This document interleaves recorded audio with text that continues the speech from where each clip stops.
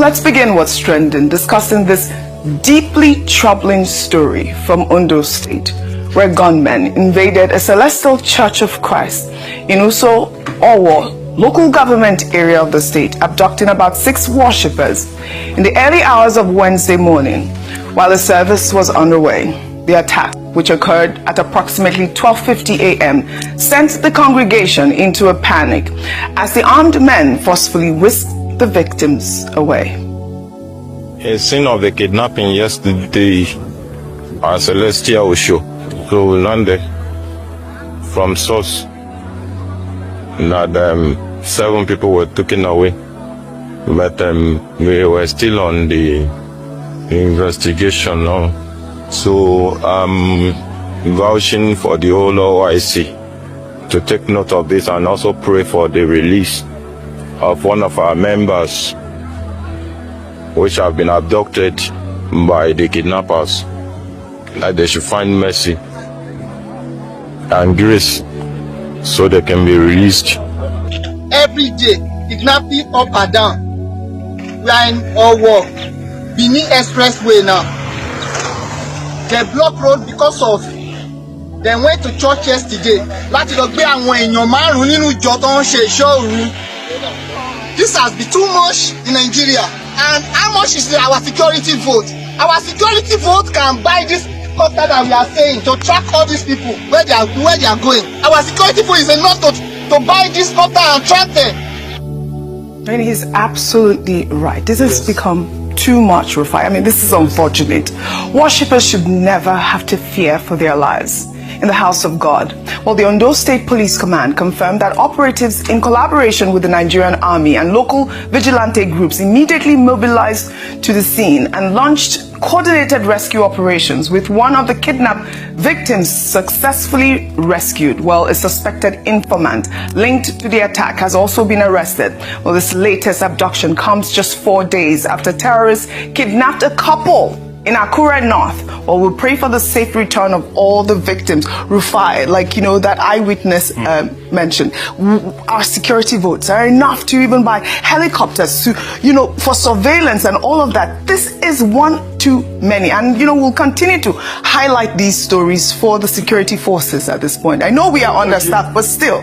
Oji, it's one day, one trouble. Yes, the president recently talked about state police, but even if you put state police, there's a culture that has festered.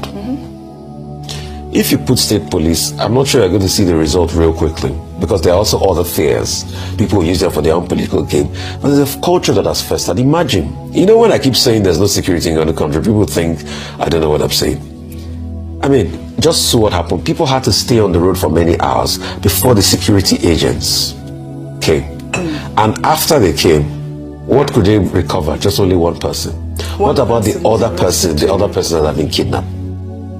And this is within Ondo State.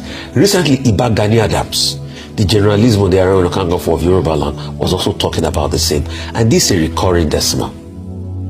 As it's happening in Kwara, it's happening in Ondo, it's happening in parts of the north, it's happening in every part of this country as we speak today. Have they been able to nip it in the bud? No. These guys always go scot-free. They will post ransom. They will get paid the ransom. You remember a couple of years ago when the former Minister of Communication was saying, let's register for NIN so that it's going to be able to fight kidnapping and everything. We've registered for NIN, national identity now. Kidnappers still go scot-free with this activity. So it's a failure of the security architecture. Even if we praise them for that and say, okay, they've done well in some area, but just, I mean, this is indicative of a country where you don't have any security architecture in place to be able to stand the time.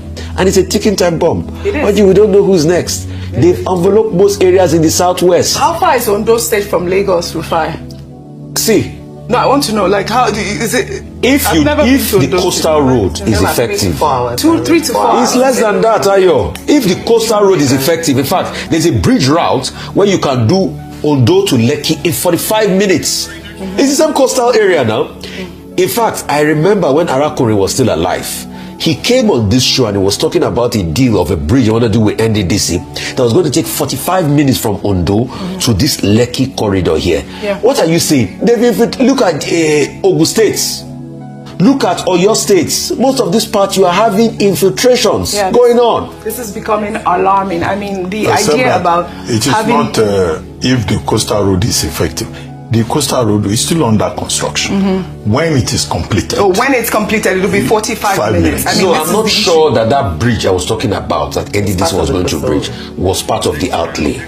But even this new design, when it is completed, it will shrink travel time. It will shrink travel time. We used to go to Calabar 12 hours. Yes. Even Calabar will be like 4 hours. But it's becoming alarming, and these kidnappings are happening in the churches at this point. I mean, 12 a.m.